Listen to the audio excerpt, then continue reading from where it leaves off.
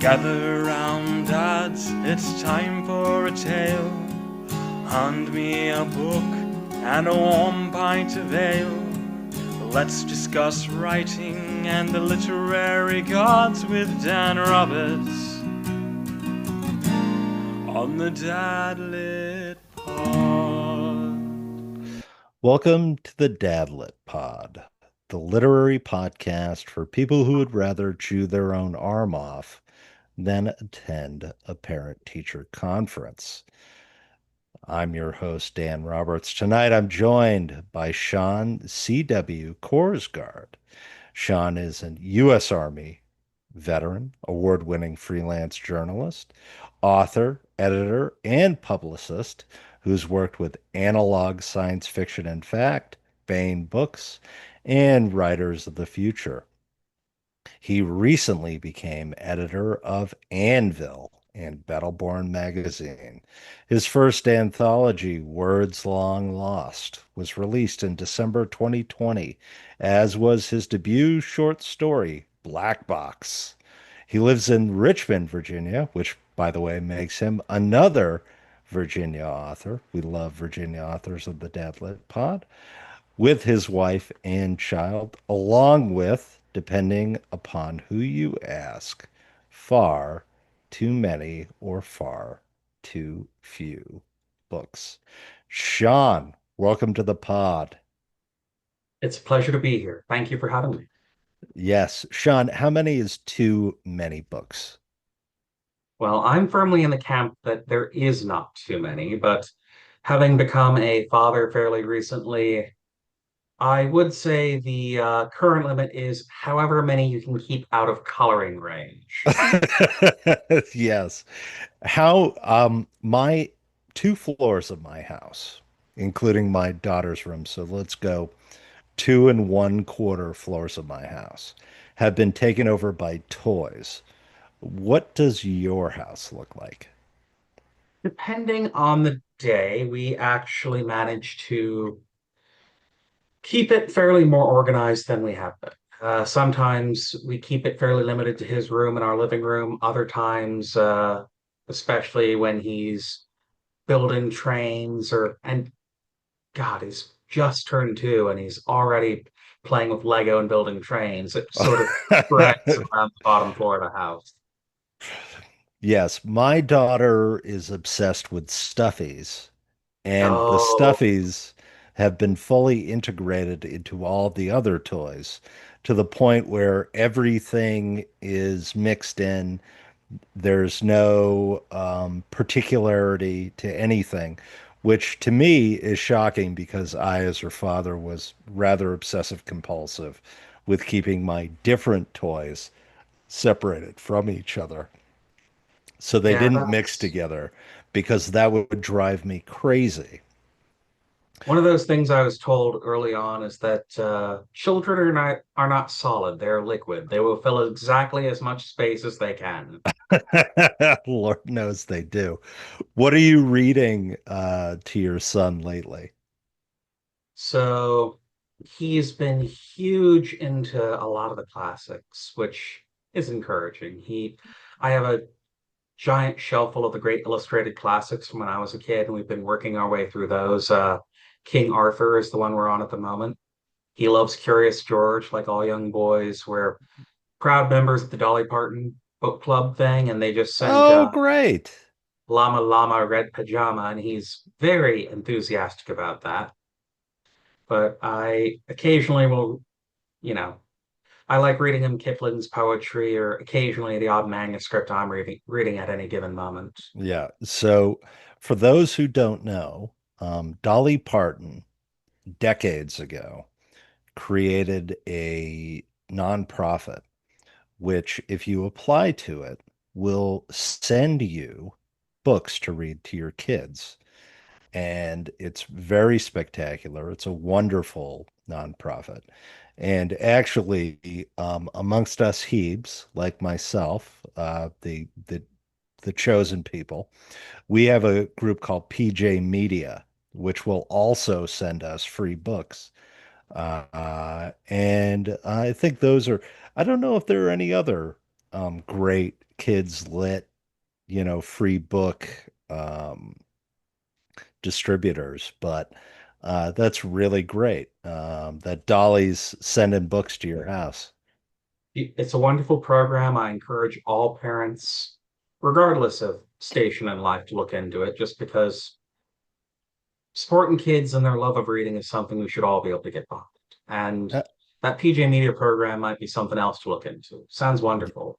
yes, it does have some great biblical stories, albeit Old Testament versus New biblical stories. So, Sean, tell me about your project, Battleborn. So while working at Baen Books, I was the lead on acquiring Howard Andrew Jones' Chronicles of Hanavar, which, for those of you who have not yet had the pleasure of experiencing it, is probably one of the generational works of fantasy of the past decade, like the definitive work of sword and sorcery. And in an age when epic fantasy is on the decline and the favored flavor of fantasy is tending towards romance or cozy, for those of theirs who prefer action and heroics of the more classical sense, it's a must read. It's masterful. But the few books I can say has made me laugh, made me cheer, made me sit on the edge of my seat, made me cry. And that's just the first 50 pages. But Wait. If you could say it again, because I get this request all the time. The Dadlit Pod has so many book suggestions that people are like, I have to go back. This this glowing one is review, Lord give of the it. Shattered Land by Howard Drew Jones. It's the Yes. first book in the Chronicles of Hanavar, set of three, completed before he tragically died of brain cancer earlier this year.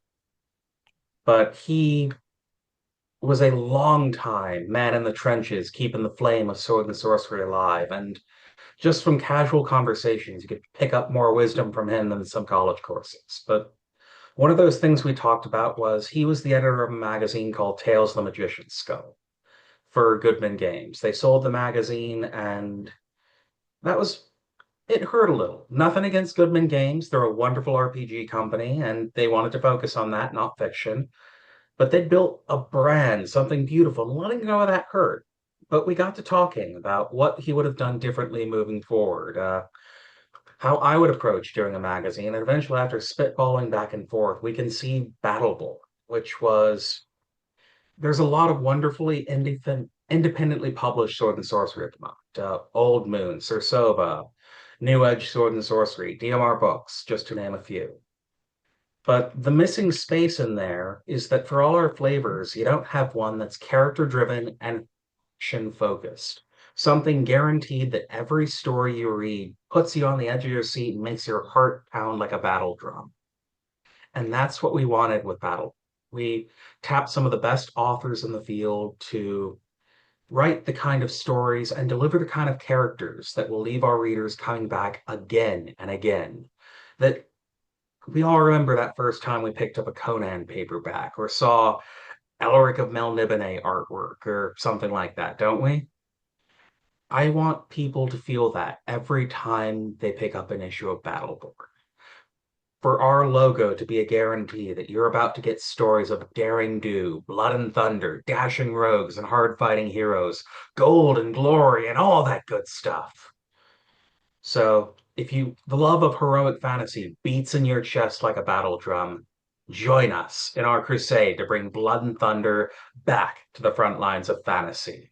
Become a hero, become a legend, become Battleborn. Well, thank you, Sean.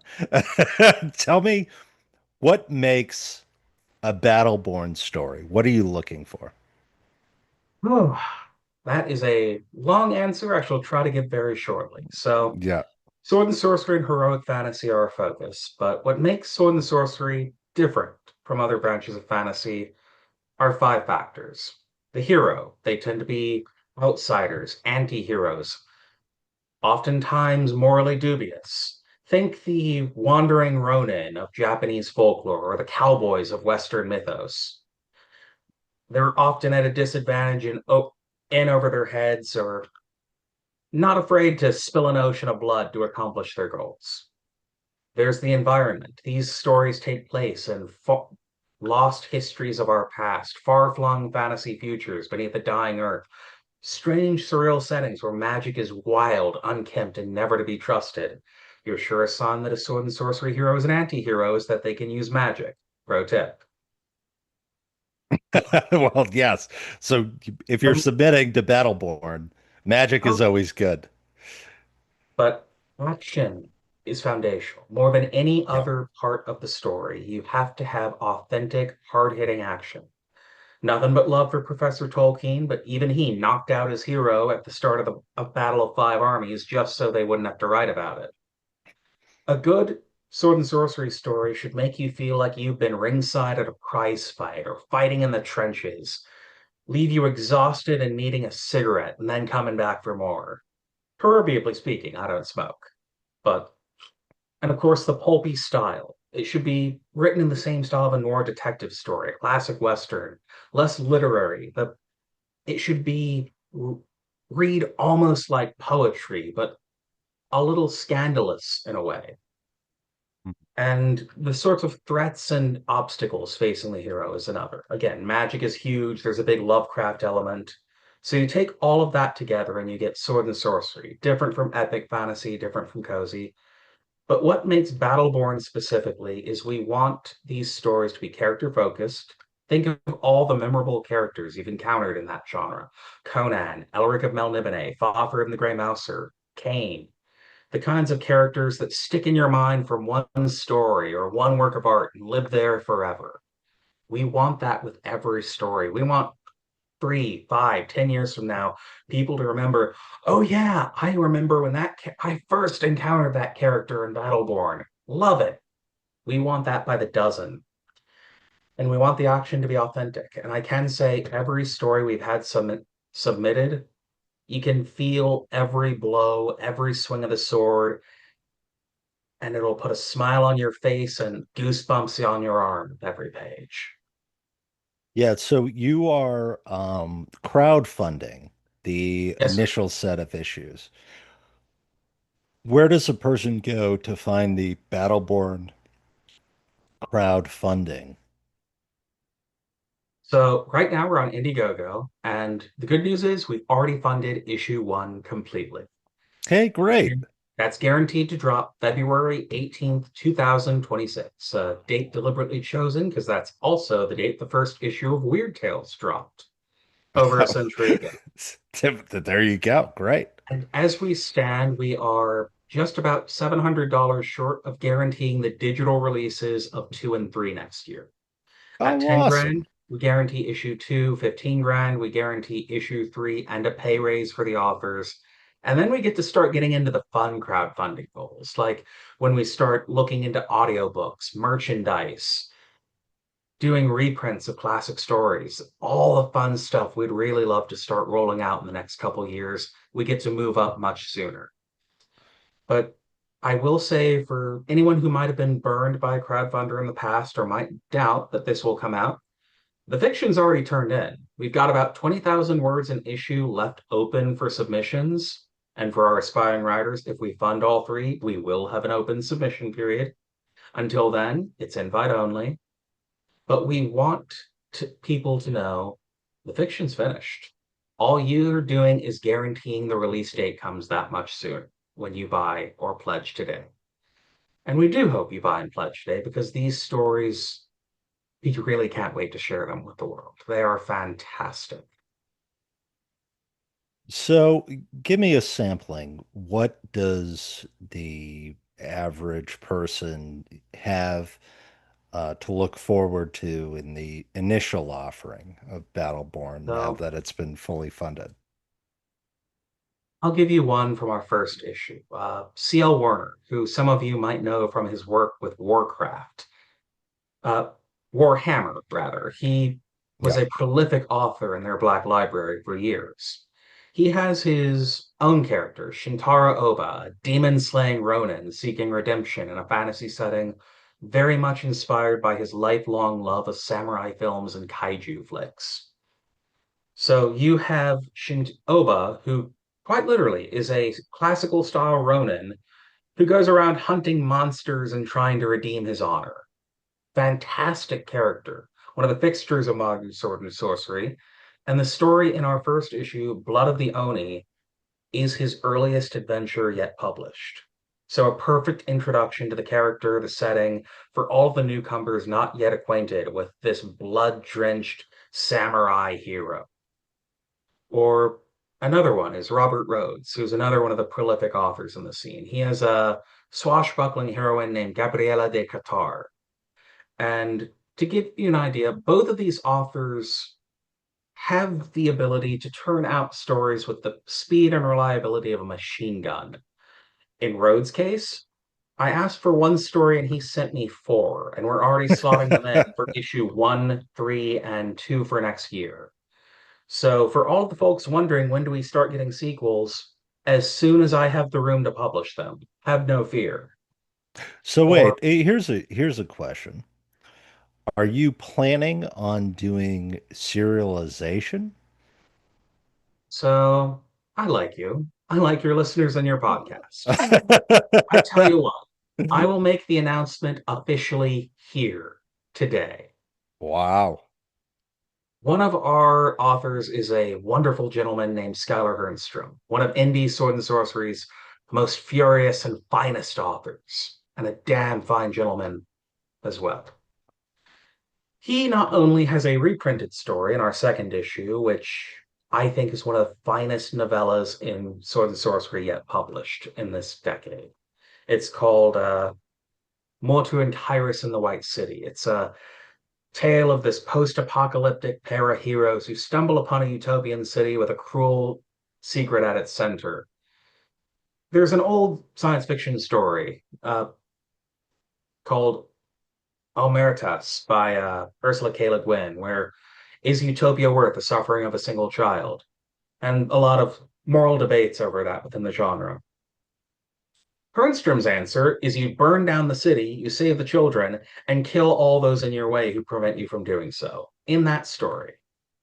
He also has a comic in the magazine, Freud, which is this darkly comic look at genre norms. The first one in our first issue is a parody of Dune. But you asked about serialized fiction. Hernstrom has never written a novel until now. And we are debuting it in the pages of Battle. It's a very, very two-fisted fantasy in the tradition of Jack Vance and anything else. You'll just have to stay tuned to the Battleborn feeds as we reveal the details about that over the next coming days. It's being published through, I believe, Pilum Press sometime late next year.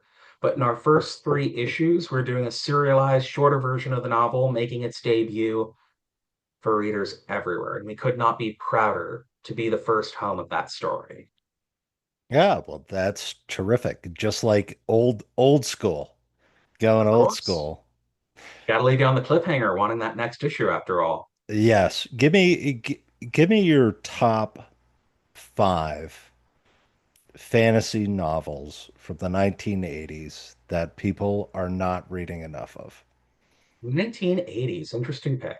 So I'll give you one of my favorites to start with. And in fact, I'll give you 2 because we're republishing part of them in the first 2 issues of Battleborn. Oh, really? What So, do you not have rights to, Sean? oh, give me time. I'll get the rights to as much as I want. Give me a deeper wallet and I'll get the rights to every. Moving on.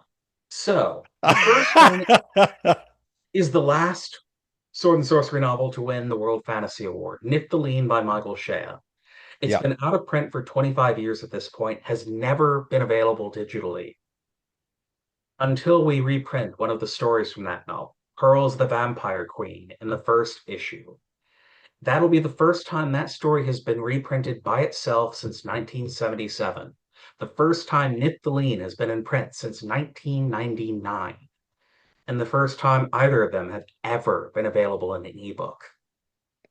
The second is the Vedius and Damas stories by David Drake. It's published in a collection from Baen Books in 1988 called Vedius and Friends. David Drake is a master of his craft. I don't think anyone would debate that. But I think far too many people, he is on the Mount Rushmore of military science fiction without a doubt. One of the greatest horror authors ever. an influence on a generation of military veterans who either became interested in the field or began writing because of him. With a legacy like that, you can understand a World Fantasy Award winning fantasy author might end up as a footnote in that career, but it shouldn't. He has this wonderful eye for action with his fantasy, a love of Viking history, Roman history, and melds it together in this beautiful way in his fantasy. And Verius and Dama is his fantasy work at its best, and we're reprinting a story called The Manticore from those stories that has never been reprinted since that first collection. But those are two of those novels in the 80s. Niftaline by Michael Shea, Verius and Dama, Verius and Friends by David Drake. Start with those two wonderful samples of Sword and Sorcery. I'd also say the original trilogy of Thomas Covenant, The Unbeliever. Controversial pick to some people, but I think it's an important work because it reminds us that the fantasy antihero was not just at one point somebody who wore black and moped all the time. Thomas Covenant is a terrible person, but a wonderful character. And part of that is because Stephen Donaldson, his words sing off the page. It's brilliantly written. In the hands of a lesser author, it would have collapsed, but instead, it's an orchestra. Beautiful, haunting, wonderful. Given I am a young father, I also recommend The Belgariad by David Eddings. They were, it's a 5 book series. The novels are fairly short, and it's wonderfully tuned for young readers. Can't recommend it highly enough. But for the last fantasy novel from the 80s, great decade to pick, by the way, it doesn't get nearly the love the 70s, the 90s, or more recent ones do. Seventh Son by Orson Scott Card. His entire series of fantasy American stories following Alvin Maker, I've loved since I was a teenager. They're wonderful, haunting, creative, and I'm happy to say, having talked with Mr. Card recently, book seven has been book seven is finished. We've been waiting 2 decades for the grand finale, and he just turned it into the editors at Tor. So it's a good time to get into the series because, unlike me, you will have not been waiting since you were a teenager to finish it. So Orson Scott Card has showed up on Twitter giving writing advice. He's a Uh, wonderful, wonderful source for that. He's worked with writers of the future for years. He's been a college professor here in Virginia for decades, yes. and he's an absolute gentleman. So kind. My first anthology, World's Long Lost, as a long shot, I invited him, and he turned in an absolutely wonderful story with it. And the first time I met him after that, he actually had a copy and asked me to sign it. A lot of That's people, terrific. I mean, a lot of people can say they've had books signed by Orson Scott Card. I'm on a short list who can say they've signed one for him, and I'm damn proud of that. He's he's a wonderful source for writing knowledge. If that's, I didn't mean to interrupt, just I had to highlight that. No, I completely agree. I was sort of delighted.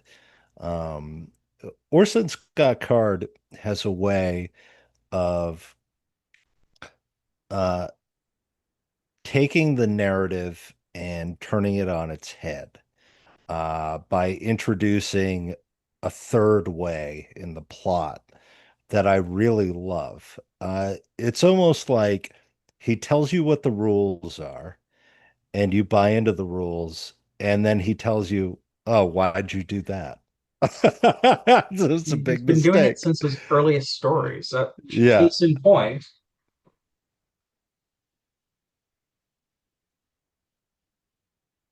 uh, one of his stories in analog. He was a his earliest short stories in analog, including the first version of Ender's Game. That was his signature with every story. So Yes. he's been doing it over 50 years now, which the fact he's still turning out fiction, hasn't lost his touch, and is as dedicated to guiding a new generation of authors as he is nothing less than commendable. Yeah. What would you say are the best works of fantasy that use a non-traditional narrative structure? Sort of a, you know, There is the story begins, it progresses, and then it ends. What is what are some that really challenge the traditional narrative structure formula? Now that's a deep question. Way to throw me the curveballs. So Well, I'm here with the expert. I will start once again with Howard Andrew Jones' Lord of a Shattered Land. Because the way the story is structured, it's almost like a serialized story where each segment of the novel is broken into a smaller story that connects with each other. But the twist is sometimes we get a different POV character who contradicts a prior story. Or because these are a collected bunch of stories written down a century after they happened, you have footnotes from the actual authors arguing about whether or not this is actually what they were talking about, or this is probably an exaggeration, or which is just a fun little note I don't think a lot of authors outside of Terry Pratchett take advantage of. Speaking of Terry Pratchett, that's another good example of this. He loved Yes. playing with that with a lot of his Discworld novels, to the point that multiple novels contradict each other on purpose because they have different points of view, they have different perspectives, because Lord Veterinary redacted something in another novel. As for other unconventional fantasy novels, I'm trying to dig deep here for you. I mean, there's Jonathan Norland, Mr. Strange is obviously an example, but I think that's unconventional to the extent that it introduces a new era and a new idea, and then writes it as if it were being watched by Charles Dickens. It's a good Is pick. Yeah. I'd also throw out the Gentleman Bastards series by Scott Lynch, just because we go in knowing that our protagonist is a con artist and a liar. And that very much plays into how the story rolls out, and that he knows we know he's lying, and some of the info filtered into the reader goes through 6 or 7 different layers throughout the story. It's wonderful. I mean, Yes. it's very much the go-to. So you play a rogue in D&D fantasy novel. So here's a question. What is the best fantasy novel? Because I'm having so much fun talking to a person who has an encyclopedic knowledge of fantasy novels that has a lawful evil character as the perspective. So there's some debate whether I'll give you two because there's one is Okay. absolutely lawful evil, but one there's some debate if he's lawful evil or chaotic good. And ironically, one of them invented this alignment system. And that Hmm. would be Elric of Melniboné by Michael Moorcock, one of the founding works of the Second Age of Sword and Sorcery. Because the central conflict of this entire series of stories is the battle between order and chaos. And Elric, who is the last emperor of Melniboné, an empire dedicated to Ariok, the chaos god, rebelling against his own destiny and trying to find his place in the universe. And often than not, failing, in part because he is the bearer of Stormbringer, a soul-eating sword that, because he is sickly and weak, gives him power by devouring the souls of his enemies, and when he's particularly unlucky, of his friends. But Elric's continuous battles across the multiverse, trying to find fate, the gods, his role in things, and even to the point that the fourth Elric story published, I think it's the fourth or fifth, he dies. We know he fails in this quest ultimately, and yet the nobility of the quest remains. The journey is so interesting. His exploration of the human condition, how much you can rebel against fate. And of course, the fact we have that order versus chaos rooted from here, and it's also the source of the multiverse. So thank or curse Moorcock at your leisure. But more into a strictly lawful evil protagonist would be Cain, who was the sword and sorcery hero of Karl Edward Wagner. Brilliant, poor author who died far too young of alcoholism. But his character, Cain, is one, implied to be the biblical Cain, cursed with immortality. And we see throughout his stories that he is a wicked, foul person. And part of that is by circumstance. He is doomed not to die of mortal means. And case there's a story called Undertow, and it's one of the most controversial fantasy stories ever written. And Cain is at the center of it. There is a woman constantly trying to escape from Cain, and it's implied he's doing something unspeakable to her. You may infer what it is. The story makes some hints until it reveals at the end. And at the end, it's revealed they've been lovers for some years now, and then she died in some accident and he brought her back. And she keeps losing part of her memory every time he does. And he can't bear to let her go because he has lived forever. And for once, he has this piece of happiness. And the end of the story is him letting her go. And just as she escapes, she dies the last time.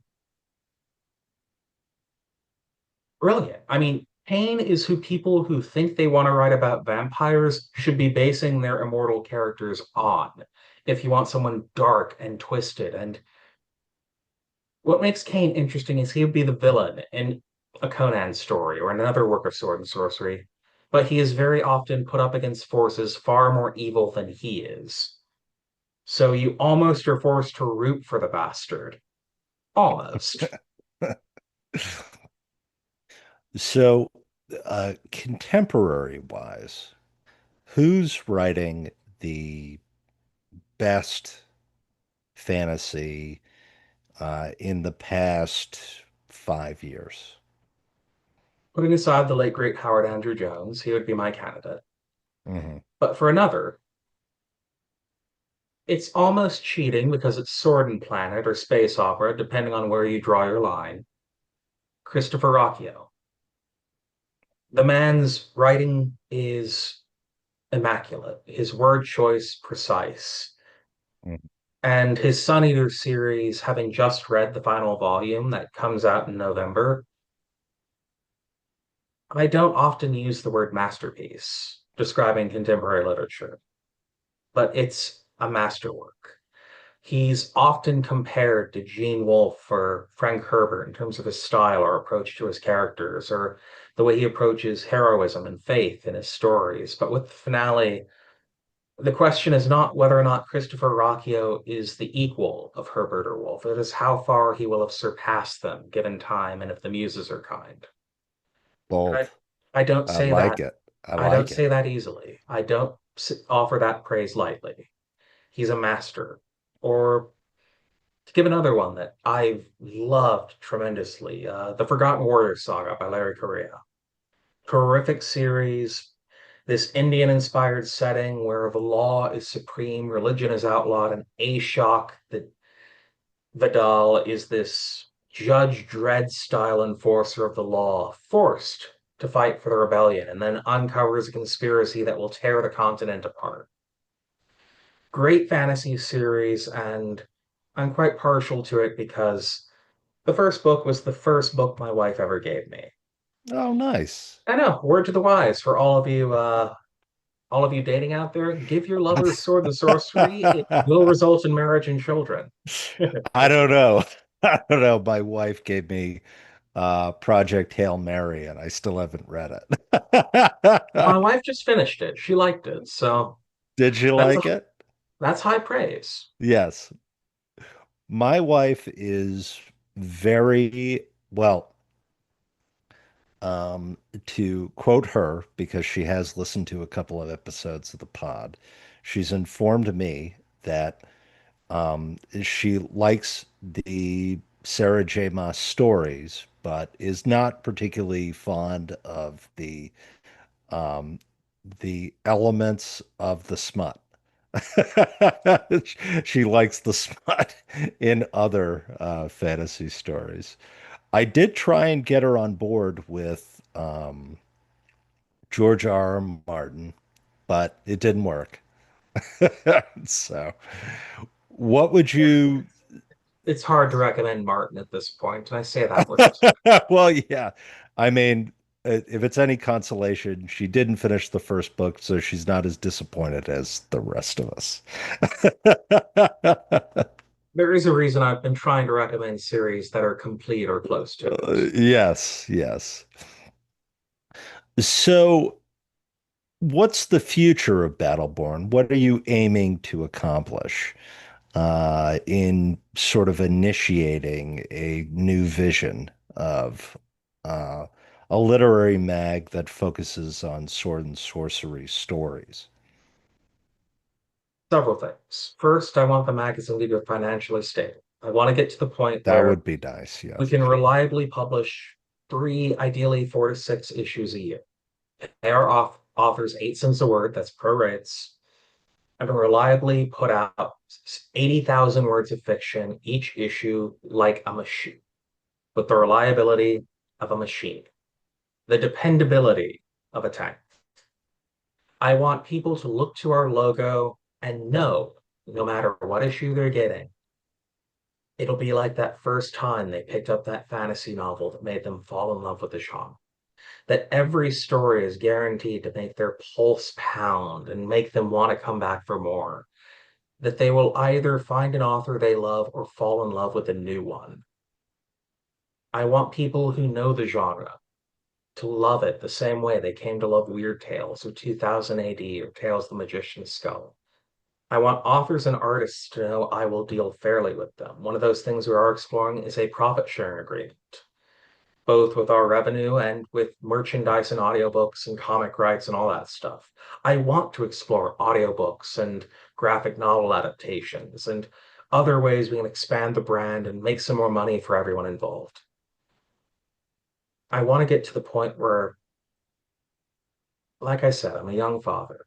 I remember the first time I picked up my first Conan novel, 13 years old, a used bookstore in Terre Haute, Indiana, and I never forgotten the experience. I want my boy and kids like him to be able to walk into a bookstore, pick up an issue of Battleborn, and have that same experience.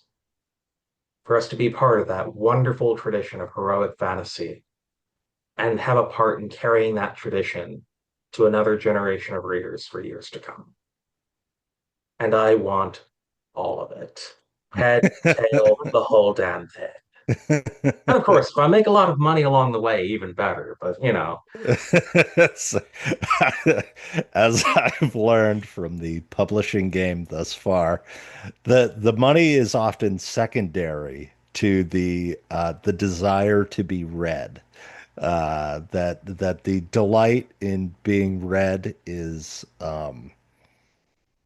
often the best part, and ultimately the great thing about it. Have you putting in a story in the first issue?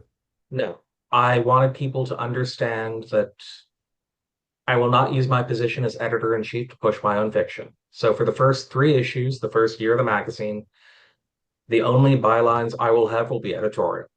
Yeah. Are you going to have a committee of selection? Yes, I've got an assistant editor, Seth Lindbergh, who was also the assistant at Tales of the Magician's Skull, and a couple slush readers, including a very, very talented pulp fiction fan I've met a couple times at Dragon Con, works with Mike Stackpole, knows her stuff front, back, and forward. But we will have a team of slush readers, and that's one of those things you asked about my fiction. To get to me for final approval, one of them has to have liked your story. For one of Yeah. my stories to make it in the magazine, all of them have to have liked it. I like to picture this as where like Bruce Lee is fighting off multiple opponents, or alternatively, Kung Pao Enter the Fist, where the guy's just being beaten to death with sticks. One of the two is going to happen. Either way, it's going to be entertaining for everyone but me.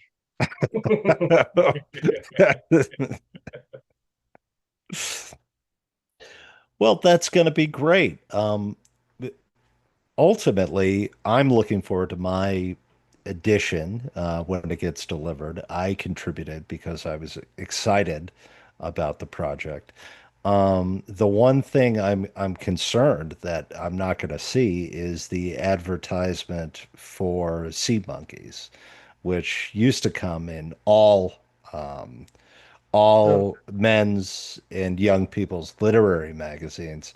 And so I'm wondering, is there a place for the Dadlit Pod to advertise in the magazine? we are talking about that. And one of those things, Jacob Kalta, who's one of the guys working on the magazine from Iron Age Media. Yep. Great guy, very talented. Hi, Jacob. Plug you in your work. He's talked about how if we do advertisements in the magazine, that we absolutely should do it cheekily the way that they used to be done, like you said, men's adventure magazines or old sword and sorcery mags. Heck, This is what I'm those saying. Elric paperbacks have pull-out ads for cigarettes in the middle of them. Yes, But if I we're going love to do that. ads, we should be cheeky about it. Like you said, have like, Conan's version of Charles Cutlass Supreme. I was a wimp before I used sword and sorcery. Now I live on the blood of my enemies. Just no, we want to have fun with ads if we do them, or even talked about having fake ads in them. Like, have you Yeah. heard the good word of Thulsa Doom today? Apply here for your brochure. Yes, so this is what I'm quite excited about. I think in order to fully capture that spirit, also um one of my absolute favorite things from classic mags, particularly Mad Magazine, is when you would write into the magazine and the editor would insult you. Okay, Uh, so we've got something for that. We have a mascot we've nicknamed the Commander. Sort of like, have you ever read 2000 AD? no, but British comic magazine that has a space alien who's the editor of the magazine who always greets readers, "Greetings, Earthlets." Any letter to the editor will be answered by both him and the actual editor, and his answers are always terribly sarcastic. great. So, in This is addition to all my, I'm glad that you've thought through yes, everything but the because commander those is are the two most important questions that I have done. today. The commander is going to have a cheeky op-ed opining about today's fantasy in the start of every issue, next to my more serious one, and our mail call at the end of every issue will be answered by me and the commander in part, even though the commander is mostly going to be like, "What? Sick recruit?" Just because our joke with the commander is that his introduction for each issue's like his bio is going to be different, like the most interesting man in the world. You know, like Oh, you don't have to tell me. I we write the asked him which bios. wars he fought in. He just wrote in all of the above. You don't have to tell me. I write the intro to the Dadlet Pod. Well, I'm gonna say, Sean, I'm incredibly excited for your project. And do you want to just once again let everyone know how they can get in on the ground floor We and are how they can be a part of the fun? we are on Indiegogo live right now until September 30th. I will link in the description. And one thing for people on the fence right now that you may want to know, hardcovers will be exclusive for the first three issues through our Indiegogo. We will have paperbacks and we will have digitals available next year, but if you want them in beautiful, immortal hardcover, now is your chance. Likewise, on our eventual website, battlebornmagazine.com, we are going to have the Hall of Heroes, where we list all of our backers in order of contribution. So it can be as low as $1, or if you want to be our sugar daddy who throws 50 grand at the thing, feel free. But your name will be immortalized forever and honored within the magazine and on the website. And what greater glory can there be than being saluted by Sword and Sorcery's finest? But for all of you who yearn for the days of a high adventure, who craved when you could walk into a fantasy section and see something other than romantasy, who remember when fantasy was about dragon slayers, not dragon fornicators. The age of sword and sorcery is upon us. Join our great crusade to bring blood and thunder back to the masses and keep fighting the good fight. Become a hero, become a legend, become Battleborn today. Sean, you've convinced me.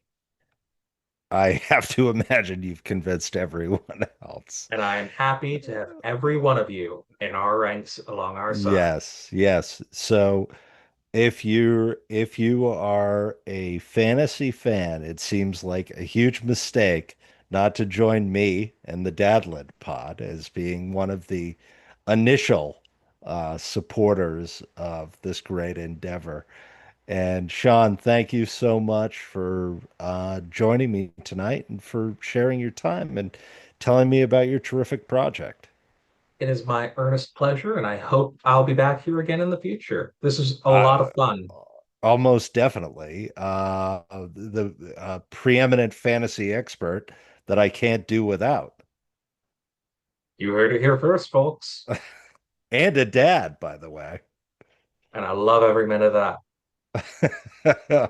All the best, everyone. Check out Battleborn. Our time together has come to an end.